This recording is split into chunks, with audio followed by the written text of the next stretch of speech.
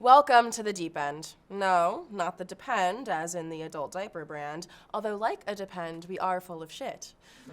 I'm your host, Ariana Staten, and today we're here to talk to you about university contact tracing and isolation housing, which is when Morty calls Dog the Bounty Hunter on you.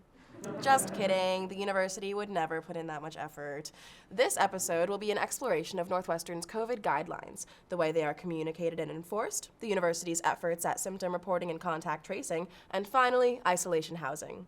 The reality is, the contact tracing process at Northwestern is confusing, unclear, very clear, contradictory, and unclear, just like this sentence. Let's dive in.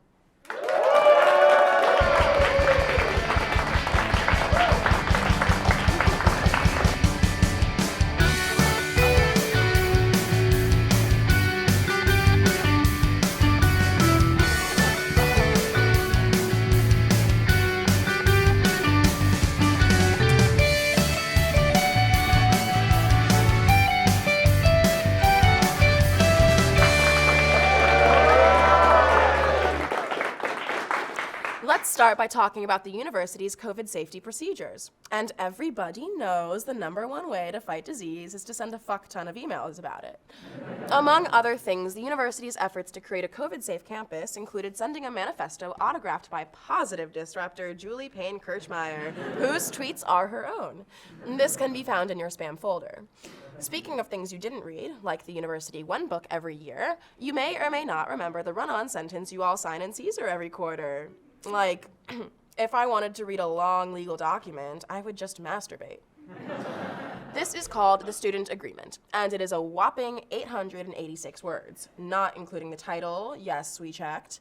This American epic is the easy read you need for your between-quarter break. Not to mention it's written in Pig Latin. No, it isn't. Udbe uye, udwe atne, aune, uye, uye. Thankfully, we're here to give you a quick breakdown of exactly what's in this statement. Of course, NU's hype man begins by telling us they are excited about the upcoming term. I mean, winter quarter. What's not to be excited about? Seasonal affective disorder, below freezing temperatures, and the re-release of a new COVID variant, Taylor's version. So, let's review some of the policies you promised to uphold, lest you be struck down by Schrodinger's provost Kathleen Haggerty. And why is she Schrodinger's provost? Because since no one knows what she does, she's perpetually in a state of doing something and doing nothing until we observe her.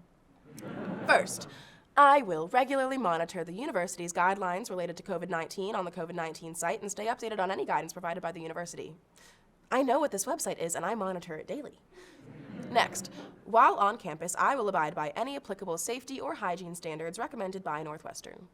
Smell you later, fuckos. We all know you're not abiding by this. It's called deodorant. Gonna just rattle off a few. I will cooperate with any contact tracing efforts by the university, participate in any additional health screening required by the university, condone the use of my tuition money to fund the Build Back Better bill, voluntarily sell my NetID to Mark Zuckerberg and Facebook, run as the Democratic candidate in the next Virginia gubernatorial election, and don't forget the most important part of this statement, which, hilariously, is bolded and italicized and says, tuition and fees will not be refunded or prorated if classes or other activities are canceled. Tuition and fees also will not be refunded or prorated if I choose to participate in courses offered remotely. And that's the true crux of the 886 words. This purchase is non-refundable. Big congratulations to every shrub in Evanston, because no bushes are getting beat in this statement. The university does have social distancing rules and regulations, and by and large, they are the same as the state of Illinois' rules, confirming once and for all that it is A-OK to plagiarize. This means that right now, the university enforces the indoor mask mandate and other state or CDC-issued guidelines. However, NU offers very few college environment-specific rules. The guidelines don't take into account the specific context of a school setting. They tell us to limit the size of our gatherings, but don't say by how much. They tell us to be prudent when we gather off campus and to coordinate venue size to the number of attendees. I'm embarrassed by the lack of specificity and the low stakes in this plagiarism. Haven't we, as Northwestern students with one shared Chegg subscription, taught you better, admin? But now you might be wondering, What might happen if I might not follow the rules that might or might not be the rules? Ironically, there are some pretty concrete consequences. For one, you may be referred to the Office of Community Standards or the Office of the Dean. For regular noncompliance, you may even be removed from campus. And that's all we have to say about that. Really, that's all the information the university gives us about the consequences we might face due to the flimsy rules we might be breaking. Once you're on campus, the university attempts to prevent the spread of COVID through the use of the symptom tracker. This foolproof system works by asking the world's most responsible people, 18 to 22-year-olds who have to listen to 2012 Minecraft YouTubers to fall asleep, to be accountable for their actions. As we have covered, everyone loves to read. So as you well know, the first sentence of the symptom tracker agreement says, "This questionnaire must be completed every day prior to attending on-campus work, programming, or activities, including classes." Most professors don't check symptom trackers before class. Now, I don't know about you guys, but when I pull up to my 200-person poli-sci lecture 30 minutes late and soaked in sweat, no one stops to ask, but did you fill out your symptom tracker? It's almost as if making students frantically click the no button twice on the symptom tracker 3 seconds before entering the Jacobs Center doesn't really do anything to fight COVID. Honestly, at this point, I have no idea what I'm saying no to when I fill out that form. It could be asking me if I want to fulfill my lifelong dream of becoming a positive disruptor, or have access to an entire archive of corkscrew-shaped dildos, and I would hit no because I can't be fucked to read it. Even if students do take the time to fill it out, they're almost always forced to lie, since there isn't an option that says, "Yes, I have a sniffle, but it's because everyone has a cold this year because we were forced not to go outside or interact with other humans for the last year and a half, so any exposure to anything makes me kind of sick, but it's definitely not COVID." It's easier to just say, "No symptoms for me, thanks," and stroll into Jacobs. Additionally, if you do admit to having a symptom via the tracker, you are then flagged, made to go to Searle for a PCR test, and what happens next is so mysterious, it's like stumbling into Narnia, but instead of a lion and a witch, it's just an angry nurse scraping the little brain you have left out with a Q-tip. If I wanted a long stick up my nose, I would just masturbate. All this to say, the symptom tracker functions as yet another way to shift the responsibility of COVID safety from the university to the student body. As Northwestern likes to remind us, we're in this together. As long as the we is just the student body and the administration can avoid responsibility and liability. So, let's talk about contact tracing, which is also what I do when I'm trying to figure out if the person I'm talking to is wearing colored contact lenses, because that's an immediate red flag. According to students, the university is inconsistent with who has access to rapid and PCR tests depending on if they've been contact traced. Not only that, but the students often are the ones to do the actual tracing by identifying the net IDs of those they've had close contact with, all while the university tries to maintain the anonymity of the person who tested positive. To be fair, though, community spread and positivity rates are very low, so they must be doing something right. Whoa. Is that the university did something right alarm? I never thought I'd see the day. This is not a drill. How long will it last? It's already over. But at this point, most students are vaccinated anyways, so congratulating the university on its low positivity rate is like congratulating your toddler cousins for finding all the Easter eggs that were hidden in plain sight. Really, Beowulf and Phoebe? You want a fucking pat on the back for that? A fucking blue ribbon? When I was your age, I was climbing monkey bars backwards and organizing a revolution of the proletariat. Grow up. Also, please tell me how I'm supposed to anonymously collect the net IDs of people I've been in contact with. Hey, new friends, everyone drop your snap in the chat. Also, throw in your net ID so I can facilitate you getting access to vital information about your health and medical care. What's everyone up to 2 Saturdays from now?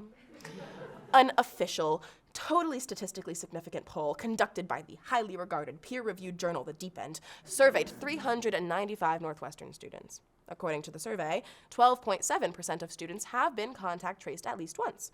And of this pool, only 31% of students rated Northwestern's handling of their contact tracing experience as a 4 or 5 out of 5.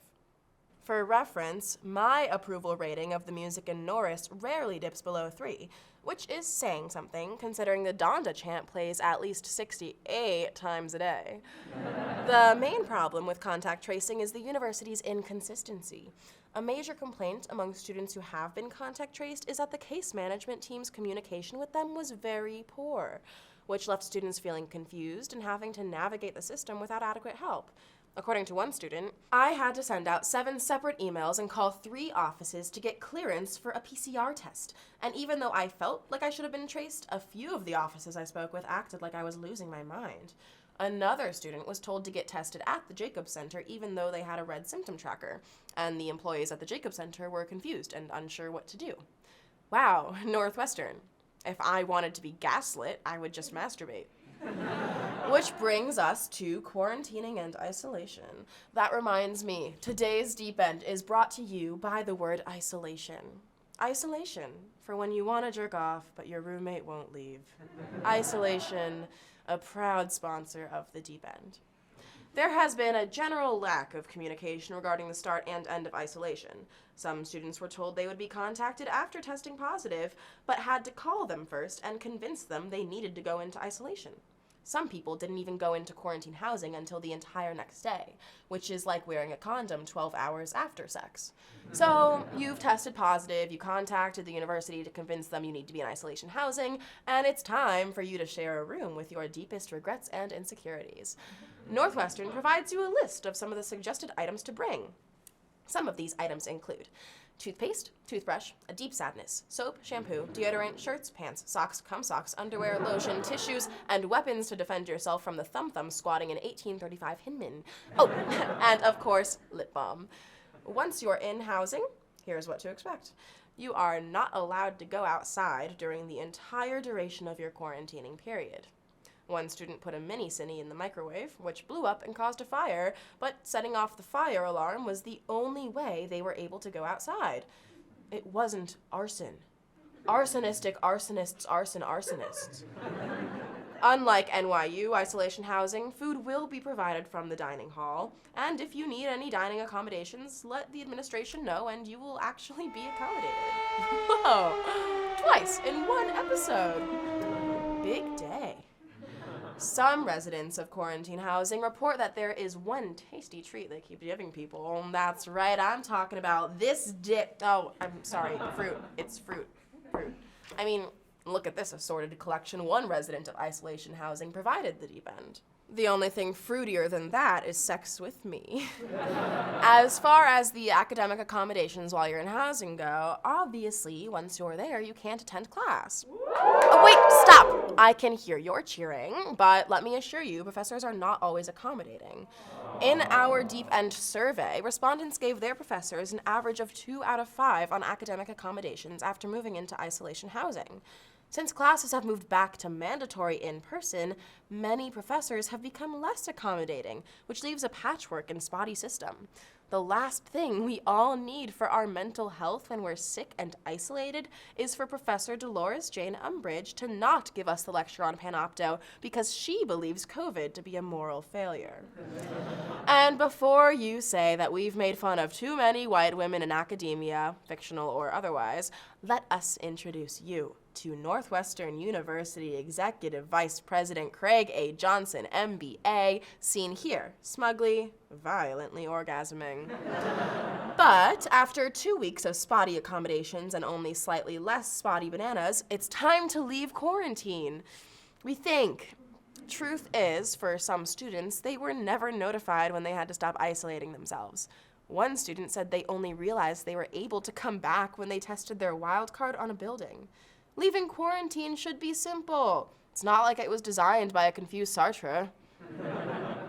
The entire policy around isolation and quarantine housing is a mess of miscommunications, lack of preparedness on the university's side, and a third thing.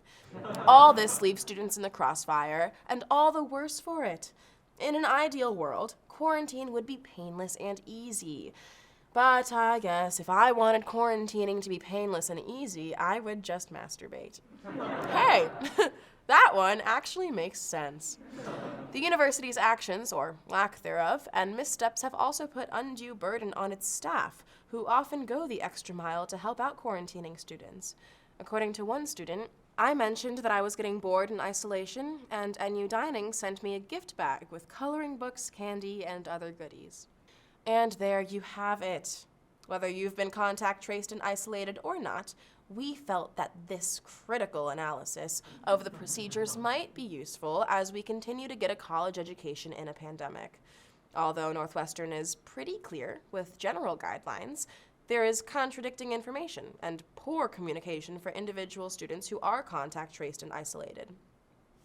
To the students who have tested positive and have had to frantically call 16 offices, all while trying their best not to infect their classmates, we spent weeks researching and writing this piece, and we still have unanswered questions. So, holy shit, that's a fucking nightmare. Good job at getting through it. To the students who haven't yet been involved in any part of this process, holy shit, that's fucking impossible. Keep up the good work. To everyone who watched this episode, if you wanted to watch your peers thoughtlessly shame specific administrators, you should have just masturbated. This has been The Deep End. I'm Ariana Staten.